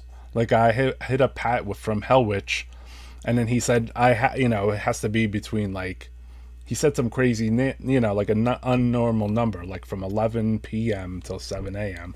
I'm like, all right. That's perfect for me. Like those are my hours, like, you know what I mean? Like later. I'm up during the day too and the night. So it feels like I have like two, you know what I mean? 2 sets of hours, I guess. I don't know if that makes any sense. But yeah. So dope interview. Definitely, man. These guys are, they have multiple releases out. You should definitely buy them, And then Bandcamp, we'll try to pull that up here. Anything going on? You said you were recording in a couple weeks with Lantern or playing a show. Sorry. Playing a show. Okay. So that would be next Saturday actually. So. Yeah. And then what's going on? Purgatory from Germany is playing with us, and Lion Ruins. Oh, cool. That sounds like an awesome show. Purgatory, Lion Ruins, and Lantern. Yeah. What club or? It's a place called Otto Poika, which is basically the best bar in Kuopio. So. Okay. Yeah, I've seen some videos come out of there already too, of like death metal bands playing. I can confirm that. Yeah. Best place. One of the best places to play shows in Finland. Good sound and all that. Good bands, I noticed, playing there. Yep. Generous with beer. Oh yeah. That's it. That's important. I'm sure. What about some say thank you? Thank you. Recommend question, can you recommend some Finnish black metal to me?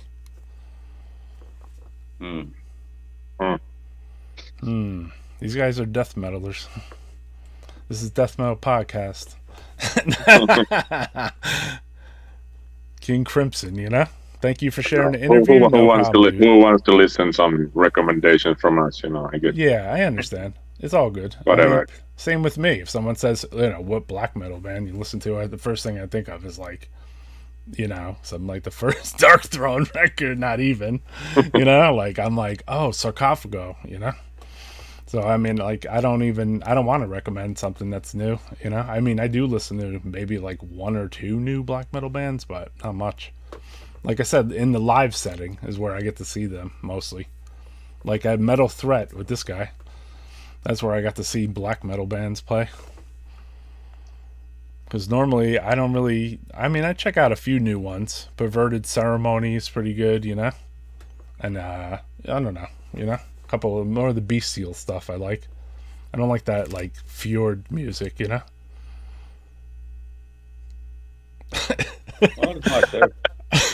There's a lot of cool deep silence from Finland. Everyone can find it out by themselves. It's like, yeah, of course, I know that. Fucking shitloads of fans coming from here. So there is. You know what though? I think like it's easy for someone that's from the outside to get confused by what the death metal is, because like say you have a label like Svard, who puts on non-death metal releases too, and then they stick them in with the death metal ones, and then like in a weird way, like like. There could be that band that has kind of like that little crossover-y kind of disembowelment thing, and they use a more like ambient looking cover and everything. You know what I'm talking about? And then like, so some people like they end up, or black metal especially, like sometimes the cover doesn't really match the doesn't match the underwear, Just in my opinion, like I don't know, unless somebody talks about that, it's good. I like it. I like it when the artworks, when it looks like how it sounds like. So. Exactly. Yeah, like there's a band we played on here I liked. They were Goat Piss. They were pretty black, It's just like a bass player, drummer. It was like a more bestial black death, I was like, all right, this is more my fucking speed. I don't really, like too much like play, I guess, stuff, symphonics and shit. Tough crowd tonight. It's good, brother, It's late for them, so like that's why we recorded the video and like during the daytime basically, Yeah, but we should have just done it live now. Yeah, I mean we like could. This.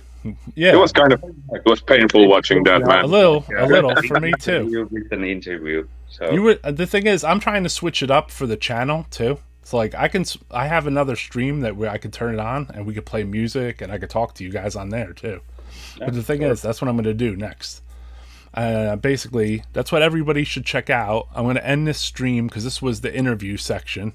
And then basically we'll put on the other stream and then like we'll play some music and like it'll be a little more exciting, But basically like I wanted to interview you guys like at a time like I this is why the main crux of this story. It's hard to find a time to interview people in Europe I'm noticing that as an American, and maybe it is because I get up so late, compared to getting up very fucking early, like most Americans. So maybe that's the problem. Like I'm on a different fucking time zone, but you guys obviously are pretty much almost on the same time zone as me. Yeah, we're nocturnal creatures here, so yeah. Maybe with Juha, maybe we are just about to go out in a minute. Yeah. Mitä luulet? What about in Finland? Don't they have the thing? In Finland, don't they have that thing where it's like dark for like 2 months or some shit? Yeah. Where is that? Do you guys experience that too? It's more like there is some times here where it's no sunlight. Yeah, but it's, I don't know. For me, it's normal because, especially in like a winter time, because I work, my regular job. I work in the night, so I don't know. When I go to work, it's dark, and when I come home, it's dark, and when I wake up, it's dark. I don't see the difference, man. I got you. Understand? Yeah. I mean, I'm just asking. It doesn't get sunny where I live too much, but we do see sunlight, But I just heard somewhere in Finland or something. They said it's just dark for 2 months, Yeah, it's like you need to go like really up north. Okay, that's where that is. Gotcha. Lapland, night owls. Coffee helps. Yeah, sadistic drive. So I'm gonna show a different stream, right? And then basically, Dylan from Head Split, it was in Hawaii, and they were having a festival there. So he sent me a few videos of Mulder and some of the bands that played the fest, like Witch Tomb, I think. So I told to Dylan when he goes there, he needs to tell those guys, to bring Cadaveric there. We want to go to fucking Hawaii. I hear you. That sounds like an awesome live album. Cadaveric for Hawaii. How's that? Doesn't that sound like an awesome live album? Live in Hawaii? Like literally. Like no one fucked with that, right? So, all right. So I'm going to send you guys in the Facebook chat thing, I'm going to send you a stream link if you want to come back on, and then we could talk and I'll play some music and shit. You know what I mean? Yeah, cool. All right. So the rest of you Death Metal Podcast listeners, basically, I'm gonna shut this interview stream off. This was the interview with Cadaveric Incubator, and then we're gonna do Death Metal Podcast Part 2, let's call it. And basically, I'm gonna play music, and then these guys will hop back on, and then so we do appreciate the interview, though. I mean, I'm sure the listeners and everybody that watched this definitely, either is gonna fuck with you or like basically, at least check out some of your songs or stuff, Thank you for having us. And I did too, because I was like putting you guys on here. I mean, I put you on here mostly because I knew you more, so like, but then I started to like be like, all right, let me listen to these guys more too, because I was like, damn, I haven't, like, I knew, and I known you for a long time, so like, like I heard all of your fucking bands, looking forward to it. All right. Definitely. They got a new what do you call it? They were recording tracks today, right? Yeah, I was in the studio today. Those amps look crazy. So you got the 5150, a Marshall, the Laney, the PV. Yeah, I played with all of those. Really? No, it's the Laney one is mine. I recorded with that. Okay, cool. But more is more. Yeah, you like the Laney sound? I like what is mine. Right. Okay, that's yours. Yeah. That's a brutal pick. And then it's a very loud one. Yeah, it's pretty. It's loud as hell, dude. That's the cover of Live at Hawaii, Sure. All right, guys. So I'm going to send you a link, and then this has been the interview portion for Death Metal Podcast, guys. Tune into our part 2, which you'll see pop up within the next like 5 minutes or less. I already set it up. I appreciate Cadaveric Incubator coming on. Go to their Bandcamp and buy some shit. Follow them. That way, if they put out merch or something, you buy that shit. And then cheers from the UK, Kippus, Vitur, Percule. All right, so we're out of here, though. Thanks, guys. Well-spoken people here. Fucking Death Metal Podcast. So I'll talk to you guys in a minute. Death Metal Podcast. This was the Cadaveric Incubator interview. So we're going to have part 2 coming up next. If you're subscribed to the channel, just hop on the next show, man. So we're going to play some music. And then maybe we'll play some Cadaveric Incubator and maybe some of the other bands these dudes are in, So we'll talk to us on the other. Flip over to my next stream. Death Metal Podcast. Ugh. What day is it? It's 9 o'clock at night? It's crazy for me to seem like I'm ending now, but I'm not. So check you guys out.